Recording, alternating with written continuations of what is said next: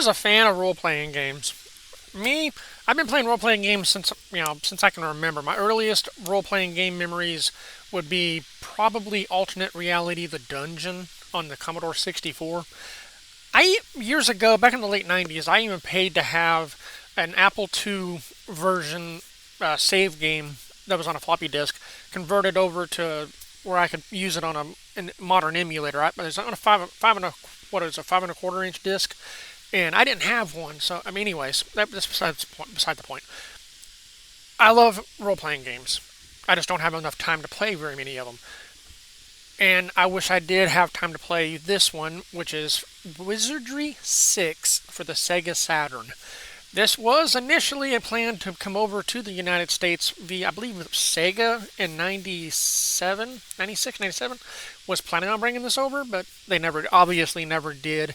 It was a two-pack, which included Wizardry 7, and a fan named, I believe his name is, or their name, I don't want to misgender anybody here, Remisse, I'm going to say Remisse, has released two patches for Wizardry 6 on the Sega Saturn.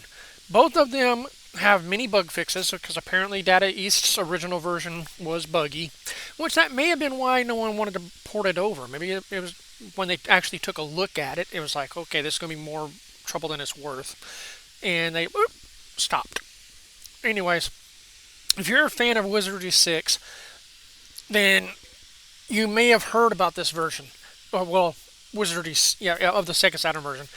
Now, a lot of people say there's enough different about the Sega Saturn port for Wizardry 6 that it is worth playing again if you're a hardcore fan. And me, it's been so long since I played Wizardry 6. I just don't have the time to go through and play it on the PC and then play it on Sega Saturn to compare the differences or to understand what's different. I will probably give the Saturn version a run through one day, but it's not going to be this year, and that sucks. I mean, when you're young and you got all this time to play games, you don't understand what you have here. You don't the availability, the how fun, how great it is. You get older, you get responsibilities, and all of a sudden now you have the money to buy these games, but you don't have the time. Anyways, I'm gonna get off my soapbox there. Like I say, if you're a fan, I mean, what are you waiting for? Wizardry 7 in this collection is not translated yet. So if you try to play that one, you're going to end up getting the Japanese, all the Japanese text and everything. But I'll have links and everything in the description below, all the YouTube stuff you hear from everybody. Check it out. Let the developer know, or the fan translator, what are you going to call him? Let him know you appreciate their work. Sometimes that goes a long way.